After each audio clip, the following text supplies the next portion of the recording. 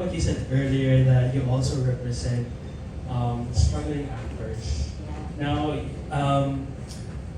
you've been acting since the early 90s, like 91 if I'm not mistaken. And of course, you also had your quiet time as an actor.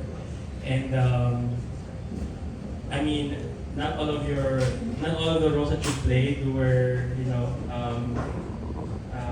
receive widespread recognition. So during those quiet years, what were the lessons you learned from those years, and how did it shape you, or how did it shape you as an actor that you are today? There were so many lessons. I love this question. It's a good one. I learned a lot from every set that I stepped on, from every director I worked with, from every co-actor I worked with. I learned from, especially mga senior actors, yung mga veterans natin, I learned to be welcoming and to be very inclusive when unknowns come to set. Natutunan ko yan kay Sir Lito Legazpi. Siya napaka-warm na tao talaga pagdating sa set. At napansin ko, mas warm pa yung mga veterans kaysa dun sa mga bata.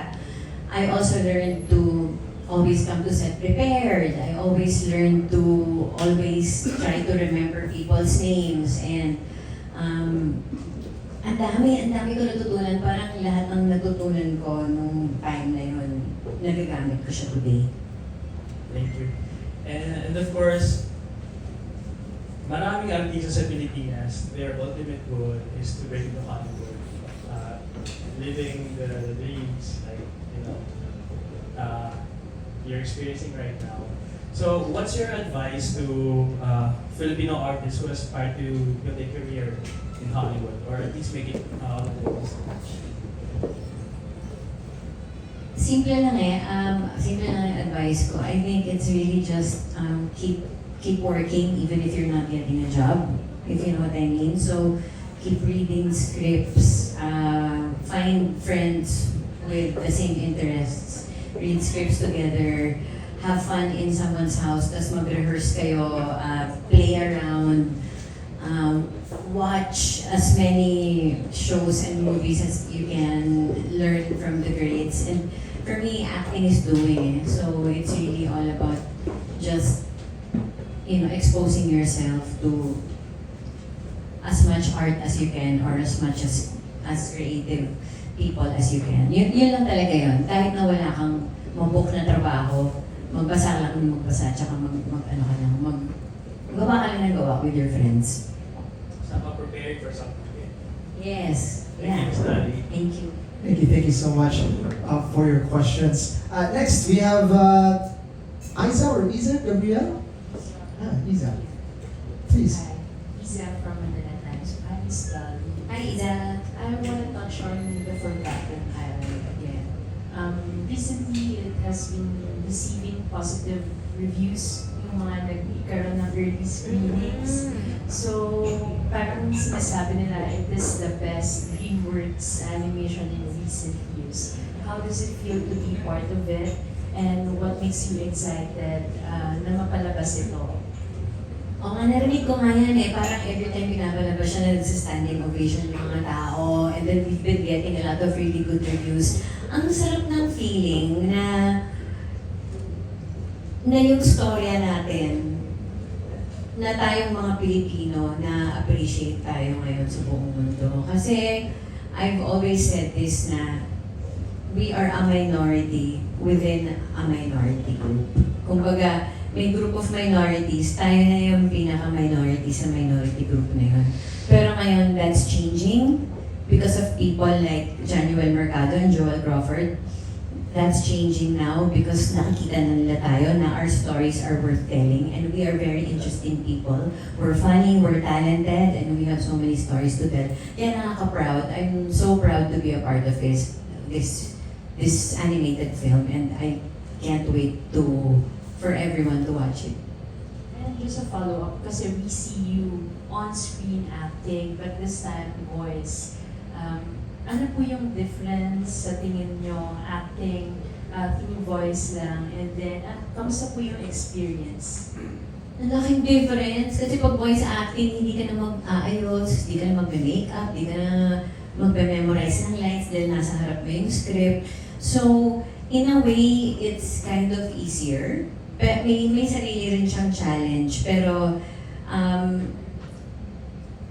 I guess nung ginawa ko kasi to, may experience na ako sa dubbing eh. Kasi dubber din ako dati. So, medyo naging, siya, pinaglaruan lang namin. Nag-enjoy lang talaga ako. And then yung sa Avatar po, can you take us back? Kamusta po yung experience sa set? And then, behind the scenes, kamusta din po yung pakikipag-bonding niyo sa mga cast? Ano yun eh, kasi di ba kambal ako doon. So, ang pinaka-kabanding ko talaga doon, yung double ko, si Eileen, Eileen de la Cruz. Hey, shout out Eileen, grabe ka. Ano siya, Canadian siya na Pinay. Hindi siya nakakasalita ng Pilipino, pero nakakaintindi siya. So, nung nandun ako, ang sarap ng feeling kasi may nakakausap ako na Filipino, naiintindihan niya ako. So, it was fun kasi ang mangyayari, we will shoot the scene together. Kunyari, she'll be on this side, and then nandiyan yung camera sa akin, and then magpapalit kami ng damit, and then magpapalit kami ng pwesto, and then lilipat yung camera sa akin. So, it's really more of talking to her and relating to her as if she's me. Yun. So, yun yung masaya talaga doon. Yung as far as bonding with the rest of the cast, hindi ako masyadong nakapag-bond. I was just there for 3 days. So, it was really more of yung mga after na lang nun kami nakapag-chikahan and, nag-picture taking and all that. Lastly, massive po yung mga production na ginaganapan niyo recently. How are you picking your projects na mga susunod pa po sa inyong career path ngayon? Kung nakaka-relate ako sa character that's being offered to me, then for me, that's good enough. Also, nandun din yung kung kamusta yung filmmaker, kung yung working style ba nila is the kind of working style na gusto ko makatrabaho. And of course, yung script. Importante talaga sa akin yung script. Kung nakaka-relate ako. Pag nagbasa ako ng script at may naramdaman ako, para sa akin, kailangan ko yun. Isa, thank you so much. Next, we'll call on Neil Ramos mula sa Manila Bulletin. Neil? Neil is over there. Hi, Neil. I understand kasi ma'am, you also work here. As a company films, di ba, may work ka rin dito sa atin.